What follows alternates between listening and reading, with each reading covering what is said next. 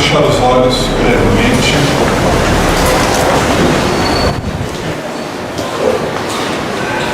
A respirar lenta e profundamente, elevando os nossos pensamentos, os nossos sentimentos, em gratidão ao Pai, por podermos estar aqui reunidos, por estarmos aprendendo, por estarmos vivendo, desenvolvendo a nossa capacidade de sentir e amar, de sorrir, de abraçar, de estender as nossas mãos e braços para aquele que caminha conosco, seja no lar, seja na rua, seja no Operários da Verdade. Pai amado, nunca será o bastante dizermos obrigado. E ainda mais desta vez, lhe pedimos que o seu amor ilumine a cada um de nós nesse ambiente, pacificando os nossos corações, ajudando-nos a estarmos mais próximos de Ti e um do outro, sentindo a sua vontade e o seu carinho.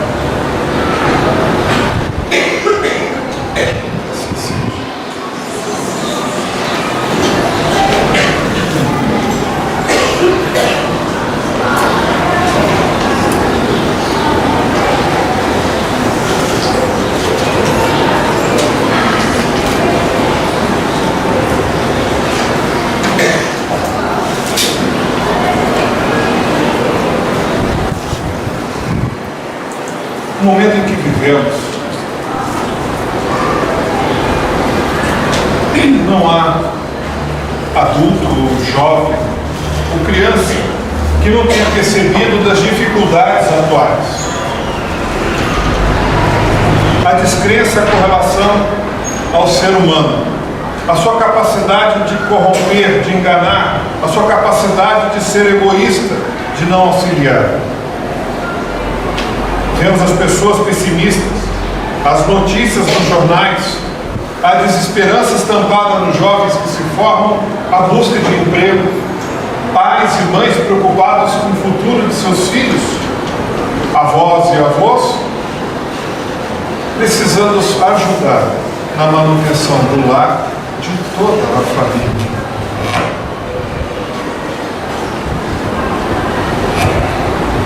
Não faço uma apologia às dificuldades das lutas, mas eu trago esse momento comum a muitos que aqui estão, para que nós possamos voltar ao ano 30 de nossa era, e encontrarmos o nosso Mestre. Ele estava aqui nesse momento. Todos nós, durante o coral, estávamos, sem nos apercebermos, nos anos 30. Terminado o coral, o nosso mestre se levantou e caminhou em direção ao deserto para se encontrar com o precursor. Lá, em jejum e orações, durante algum tempo, permitiu-se ficar. Era o início do que nós compreendemos e chamamos hoje de Apolônio. Era o início da maior epopeia conhecida pelo ser humano. Ninguém antes dele ou depois dele foi capaz de repetir os feitos que ele fez. Não pelas curas, mas sim pela exemplificação do amor, pelo roteiro de luz e pela transformação imprimida no nosso ser. Porque com ele, através dele, descobrimos a alegria, a esperança e a vida, apesar de tudo que possa ocorrer neste mundo. voltando ao ano 30. Ele se levanta, se despede do precursor e caminha em direção a Jerusalém. Qual um peregrino dentre muitos, senta-se ao lado, que nós podemos ver aqui, senta-se nas adjacências do Templo de Salomão. Símbolo de uma era, orgulho de uma raça. Estava lá ele, quando passam um grupo de sacerdotes e pensadores ociosos. Jesus chama a atenção pela singularidade dos seus traços e pelo olhar meigo e profundo. Alguns deles passam, vão embora, não se interessam, mas um ou outro permanece, e dentre estes, Hanã, o futuro juiz, inclemente de sua causa, resolve conversar com ele. Texto esse que eu vou compartilhar ao pé da letra com vocês. Galileu, que fazes na cidade? Passo por Jerusalém, buscando a fundação do reino de Deus, exclamou Cristo com modesta nobreza. Reino de Deus? E que pensas tu venha a ser isso? Esse reino é a obra divina no coração dos homens. Obra divina em tuas mãos. E continuando com suas observações irônicas, perguntou: com que contas para levar adiante essa difícil empresa? Quais são teus seguidores e companheiros? Acaso terás conquistado o apoio de algum príncipe desconhecido e ilustre para auxiliar-te na execução dos teus planos? Meus companheiros hão de chegar de todos os lugares, respondeu o mestre com humildade. Sim, os ignorantes e os tolos estão em toda a terra. Certamente que este representará o material da sua edificação. Entretanto, propões-te a realizar uma obra divina e já viste alguma estátua perfeita realizada com lama? Sacerdote, replicou-lhe Jesus com energia serena. Nenhum mármore existe mais puro e mais formoso do que o do sentimento, e nenhum cinzel é superior ao da boa vontade. Conheces Roma ou Atenas? Conheço o amor e a verdade. Tem ciência dos códigos da corte e as leis do tempo? Sei qual é a vontade do meu Pai que está nos céus. Nós temos então, já desde a primeira hora, o primeiro momento da Boa Nova, o homem do mundo, o enviado dos céus, iluminando o roteiro que devemos seguir.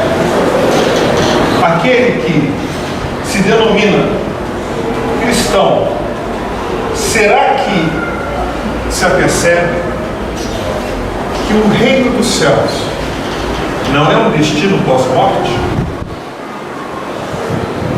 O reino dos céus, declaradamente, é o reino do sentimento, da emoção, aonde estivermos, seja encarnados ou desencarnados, vivos ou mortos. Quantos nós olhamos pelas ruas e andam como mortos-vivos? Se somos cristãos, qual o chamado que seguiremos? É sobre isso, essa nuance, esse detalhe, essa nossa conversa de hoje à tarde. Mais tarde, Jesus segue em direção à região ao redor de Cafarnaum, perto do mar da Galileia. Lá, ele anda como se estivesse procurando alguns amigos. E ele se aproxima de uma embarcação em que dois pescadores descem alegres, conversando com muita alegria realmente, e chama Simão e André. Queres construir o reino de Deus comigo? Eles sentindo algo que não conseguiam descrever. Jesus lhes falava do reino dos céus. E eles são convidados e respondem sem titubear. Simão de família, André também. Senhor, nós os seguiremos. Em companhia destes, caminha em direção ao centro de Cafarnaum, na coletoria. Entra lá de forma tranquila e observa um cobrador de impostos, um homem culto, de nome Levi, e depois passaria a ser conhecido como Mateus, e pergunta o que ele está fazendo.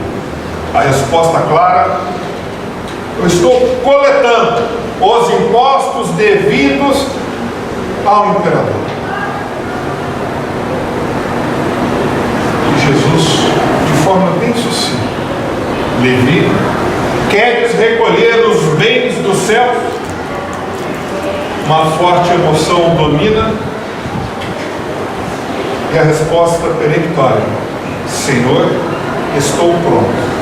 Ele se levanta, se aproxima de Jesus, Jesus o abraça e diz: então vamos. E assim segue com todos os amigos que ele foi buscando. O que nós temos ali, senão a dimensão do sentimento, aquele que nos dá a convicção de que é o caminho certo? Levi, Simão Pedro, André, Tiago, João,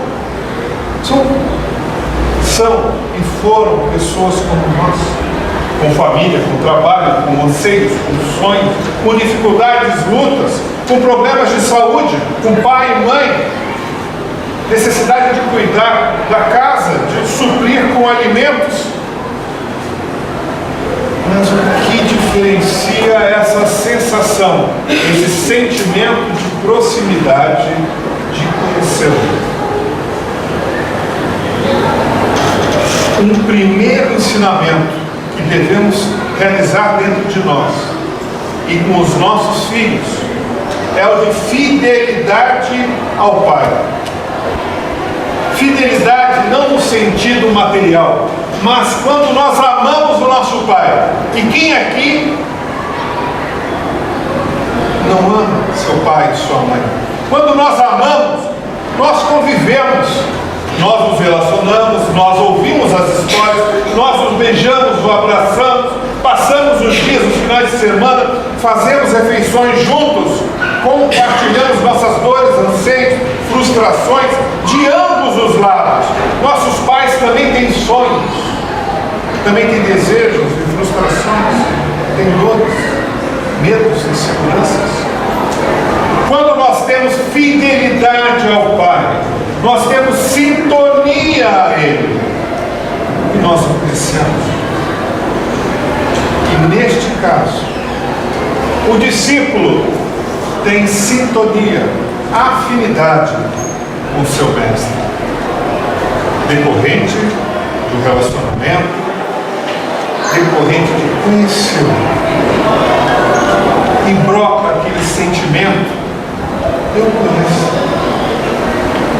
eu sei tudo sobre ele, eu amo, eu confio nele, aonde ele for, eu vou. Assim inicia a boa nova para nós, mas não nos apercebemos.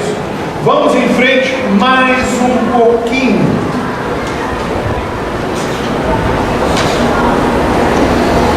Jesus convida Filipe, e todo feliz, jovem, o mestre lhe convidou e correu atrás de um amigo muito grande dele, mais velho, israelita, chamado Natanael.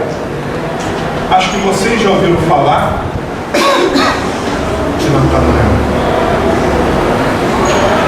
Foi ele que disse a Filipe que de Nazaré não vem boa coisa não.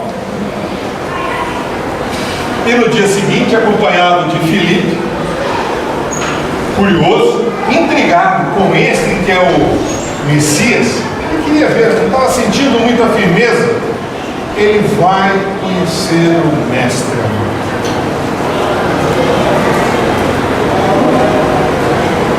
Filipe apresenta, e Jesus disse que há poucos como ele. Este é um verdadeiro israelita, de quem não há dolo.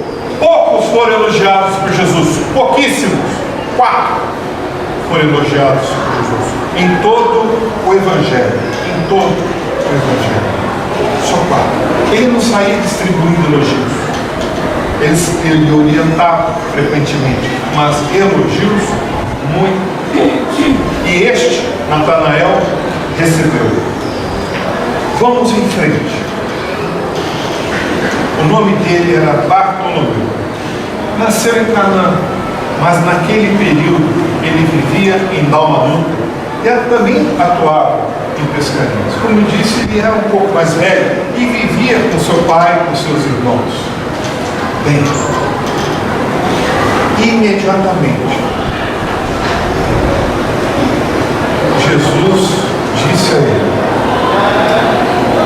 eu te vi sob a figueira no dia de ontem, quando Filipe foi lhe encontrar.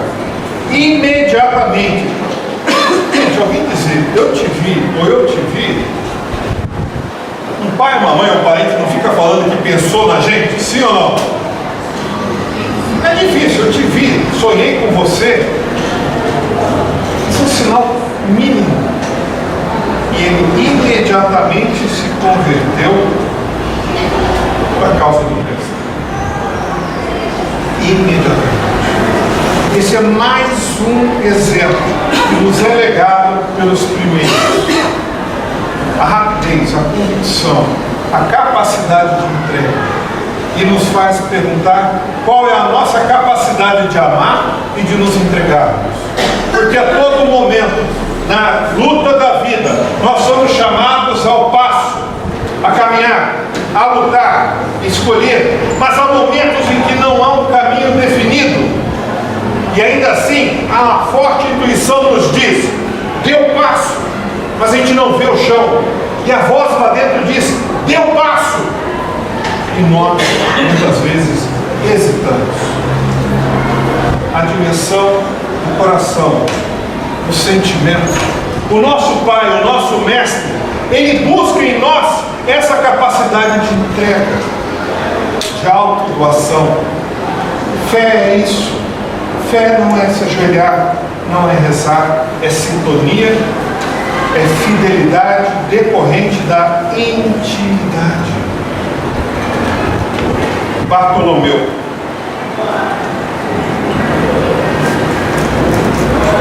Exemplo para todos nós, nesse momento de dúvidas e pessimismo.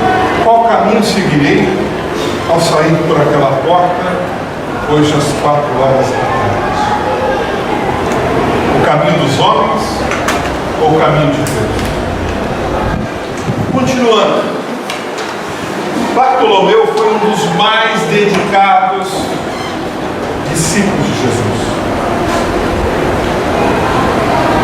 E Jesus começou a observar que ele era triste, amargurado, estava ensimesmado. Muitas vezes ele ficava no canto e as expressões não eram das mais felizes.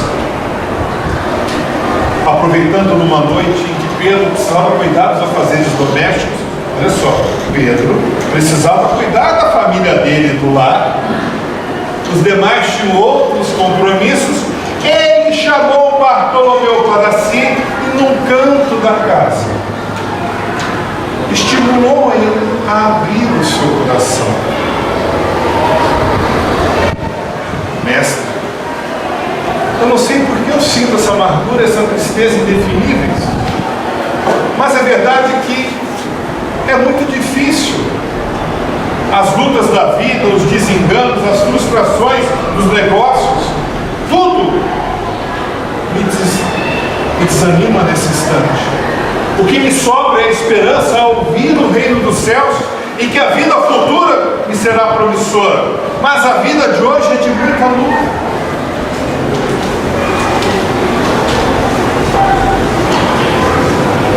Jesus me disse poucas palavras que eu gostaria de compartilhar com Bartolomeu, a boa nova é uma boa notícia. E as boas notícias é para nos trazerem alegria e não tristeza. Eu fico feliz de você encontrar a esperança nessas boas notícias que eu estou lhes trazendo. Ele também disse que, em primeiro lugar, o lugar do Evangelho florescer é na pessoa, é no indivíduo, em cada um, para depois se manifestar no espírito das nações. Só depois. A lei de causa e efeito. O mundo aí fora nos agredindo, seja no shopping, na TV ou no comportamento de algumas pessoas na rua. Neste momento, a nossa fé pode oscilar, pode balançar. Nesse momento, podemos duvidar da natureza humana, mas esquecemos do nosso compromisso. Discípulo é uma palavra do latim que significa aluno, apóstolo em grego, enviado. Eles eram enviados e nós somos os alunos. Nós recebemos desde pequenininho, mal sabemos entender o que o nosso pai e a mãe estão falando, eles de alguma forma já estavam nos envolvendo com as preces, com as orações, com as histórias de Jesus. Em todo esse processo educacional que estamos inseridos, nós aceitamos a orientação deles. Mas como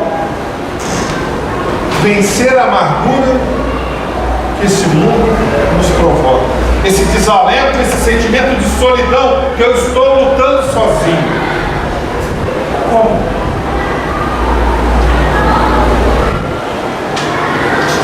Jesus reconhece com Bartolomeu que a vida terrestre é de luta.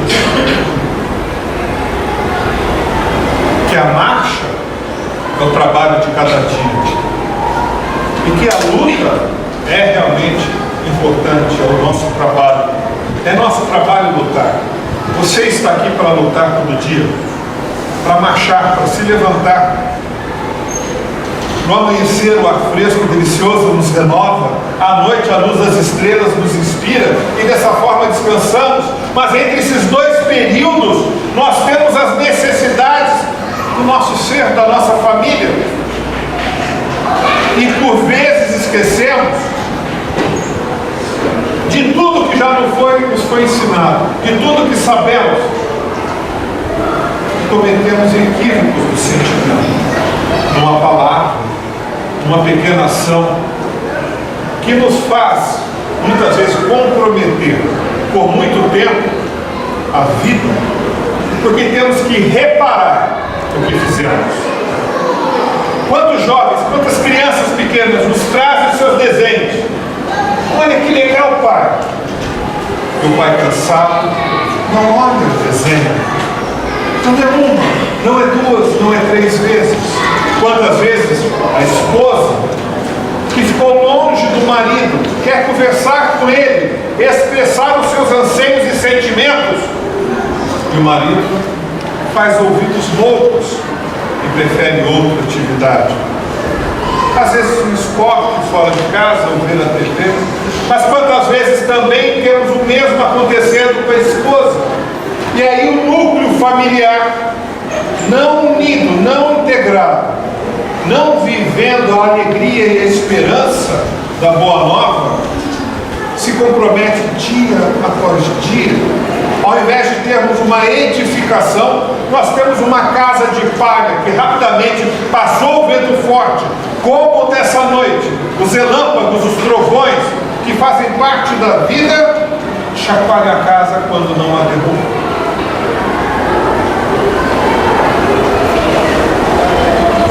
As separações permanecem em número alarmante. A depressão cresce nos jovens e ela está se tornando uma das principais causas de morte na nossa sociedade. Em 25 anos, a depressão será a principal causa de morte. Em 25 anos.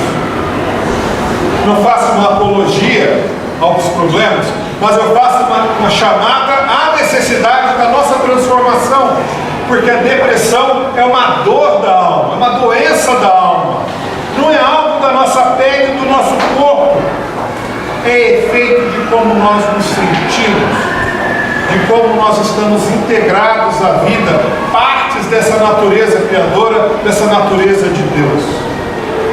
Nossos filhos sofrem, nossos irmãos sofrem, nossos avós e esposas sofrem. E o que faremos? Nós que somos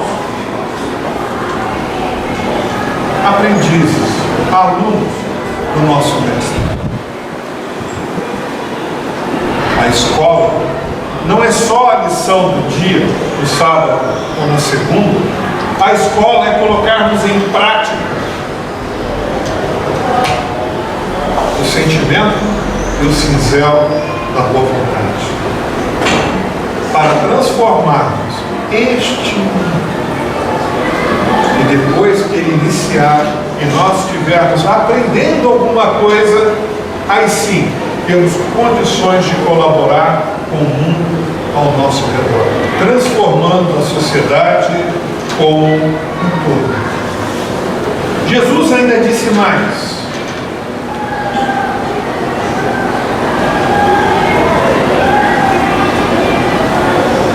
Uma pergunta muito importante feita por Bartolomeu.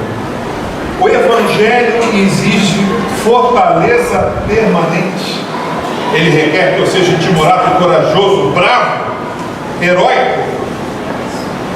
A resposta: a verdade não exige transporte. É claro que não se espera que os discípulos tenham capacidades ainda não desenvolvidas, mas o amor é força atrativa, e com as lutas e os desafios, o discípulo vai crescendo. O aprendiz vai se aprimorando, até que ele se torne mestre, até que ele possa ensinar também. Alegria, coragem e esperança são traços diários que os aprendizes precisam cultivar. Alegria, sentimento. Esperança nos faz levantar e caminhar em direção a algum lugar. Coragem nos permite a força para enfrentarmos todas as lutas do caminho. Alegria, coragem e esperança. Anotemos em nosso coração, anotemos na nossa mensagem, para acordarmos. Abri o olho, nem abri o olho, eu ainda estou tranquilo na cama. As palavras-chave e morredoras do Mestre: alegria, coragem e esperança. Porque basta sairmos da cama para o desafio, muitas vezes, se iniciar na relação familiar ou mesmo na relação da vida. Alegria, coragem e esperança. Vem também uma pergunta muito importante de Bartolomeu. Muito importante. Consideremos que Jesus já está aqui conosco, do nosso lado, juntinho de nós. E ele está. Bartolomeu, como é que a gente fica com os negócios adversos, dizendo que as coisas não dão certo? Ele tinha dificuldade com as pescarias, ele ia vender, não dava um preço bom do peixe, os projetos de vida não se realizavam. Como não desenvolver uma amargura dentro de si? Isso também contribuía para ele se sentir mal. Não é só isso. A resposta dele foi uma pergunta. Bartolomeu, qual é o melhor negócio do mundo? Quanto custa nós buscarmos projetos para ganhar ouro, sendo que muitas vezes amortecemos o nosso sentimento, a nossa consciência, em função do que os benefícios podem produzir, em função dos acordos e das necessidades humanas? violentando a nossa própria alma, nosso próprio ser. Tudo no mundo, tudo, na relação com Deus, na relação com o homem, há uma exigência, há um custo. Qual é o custo do sucesso no mundo dos homens? O melhor negócio do mundo é trabalhar pela construção do reino de Deus, do reino dos céus. Nele você vai encontrar paz, consciência tranquila. Nele você não vai se sentir traído, usado, julgado. Nele você vai poder ser você mesmo. Nele você vai poder ser você mesmo.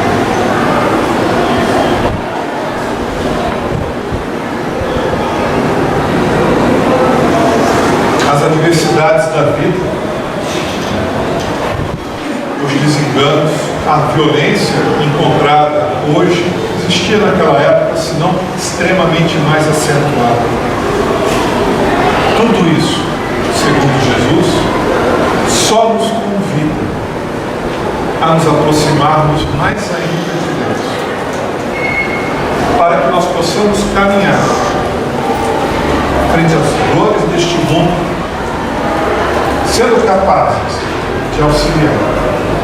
De outra forma, nós nos tornaremos parte do problema, parte das dores. Esperança, coragem e alegria.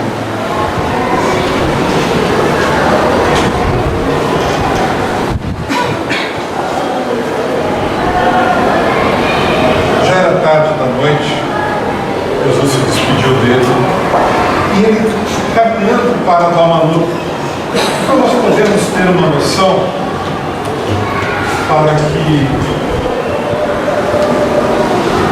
possamos caminhar junto com Bartolomeu. Não 30, as lutas, troquemos de roupa para a roupa daquela época, porque as lutas não eram diferentes, os dramas, as dificuldades, os questionamentos, e ele retorna para casa. Ele ficou até altas horas. Era uma jornada de umas 2 horas. Ele foi refletindo, pensando, depois dessa conversa com o mestre.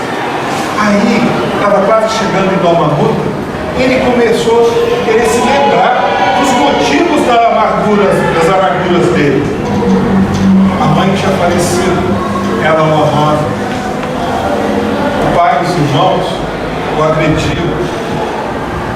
Os companheiros de pesca, ele não sentia tanta proximidade, não eram com amigos, os comerciantes o exploravam. Ele não encontrou nenhuma causa de amargura e ele começou a notar o frescor da noite, o brilho das estrelas, as águas plácidas do mar da Galileia. Uma alegria começou a brotar dentro dele, uma leveza nessa jornada de torno para casa. Chegando em casa, a porta rangeu, os irmãos começaram a brigar com ele, porque os acordou. Ele era inimigo de Israel, porque andava com o mestre, não era um bom filho. Depois o pai também veio brigar com ele, o escorraçando. E ele, com aquele sentimento de alegria, procurou lhes explicar. Não sendo ouvido, guardou o bem do silêncio, porque ele conhecia Jesus, os seus familiares, e foi descansar. Já de manhã, com seus companheiros no barco pescando, tinha palavras amigas, gestos consoladores, um sorriso na sua relação.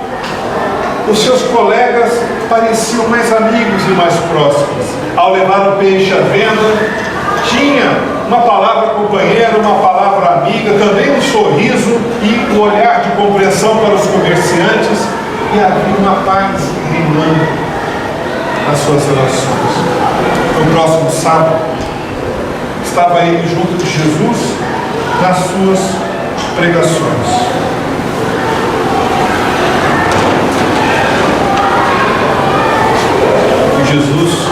iniciou a falar do tesouro que foi encontrado no homem.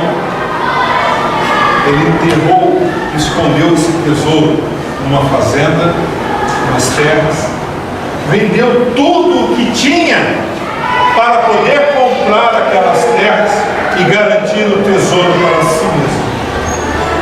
Enquanto narrava essa parábola, Jesus olhava para Bartolomeu e este entendeu a alusão da conquista íntima deste, a alegria, a esperança, a coragem, a confiança, com a parábola. Uma pequena lágrima veio aos olhos de Bartolomeu e este se rendeu para o resto de suas vidas ao Evangelho de Jesus, ao reino do céu.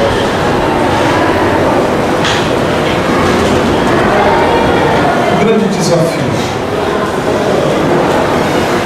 para a humanidade. O meu filho é doutor.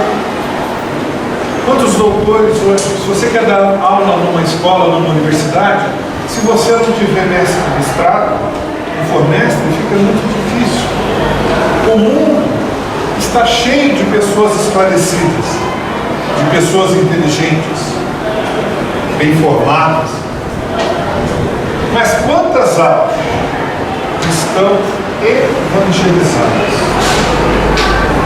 Existe somente um grande compasso entre o que nós sabemos e o que nós fazemos. Entre o saber e a ação, nós temos a plataforma do sentimento, que pode ser um sentimento mesquinho, egoístico, ou um sentimento humilde, de amor e ternura. Se eu tenho 52 anos, a pergunta que me vem é o que eu estou fazendo na fileira do Espiritismo. Se eu não estiver trabalhando os meus sentimentos, se eu não estiver me educando, se eu não estiver abraçando aquele Carlos que não é muito bonito, que faz coisas que são de envergonhar. O que pode envergonhar se você está na sua família? Às vezes a tua palavra, o tom de voz pode machucar e você se arrepender. Às vezes você pode não ouvir um interesse legítimo. Há várias coisas que para uma alma há motivo de vergonha. E não precisam ser violências, mas a ausência do amor, a ausência da entrega. Nós precisamos nos abraçar, aceitar quem nós somos e transformar com amor. Só a verdade transforma. Uma das perguntas presentes em Mateus sobre o caminho a seguir com relação a Jesus, e a pergunta é bem essa, feita por Tadeu: mas de que modo se há de viver como homem e como apóstolo no reino de Deus em face deste mundo? A resposta rápida e simples de Jesus: em verdade, esclareceu o mestre, ninguém pode servir simultaneamente a dois senhores. Há de se fazer a escolha. E essa é uma escolha para o jovenzinho, como também para os adultos aqui presentes. A jornada é pessoal. Meu filho não vive as minhas escolhas. A minha esposa não vive as minhas escolhas. Tampouco eu vivo a deles. Eu só vou ter que prestar contas à minha consciência e ao Pai. Qual a escolha que eu farei? Finalizando, eu gostaria de parafrasear Humberto de Campos no livro O Anônimo. É que existe, e esse encerramento eu peço que seja para todos nós, é que existem espíritos esclarecidos no mundo e espíritos evangelizados. Eu peço a bênção de Deus, a minha esperança de fazer parte desse segundo grupo de espíritos evangelizados. É isso. Muito obrigado. vamos fazer a nossa prece e encerrar a tarde de hoje.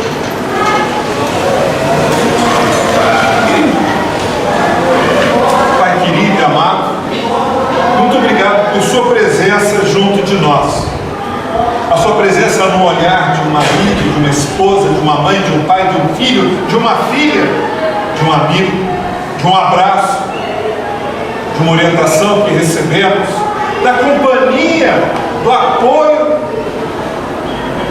do amanhecer em que ouvimos os pássaros, do anoitecer que nós vemos as estrelas, da leve e suave brisa em nossos rostos, das lutas, porque se não fossem as lutas, o que seria de nós? Não cresceríamos. Pai amado, abençoai-nos mais uma vez. Abençoai, por favor, os nossos queridos nos nossos lares. E abençoai todos os nossos irmãos. Muito obrigado. Assim seja.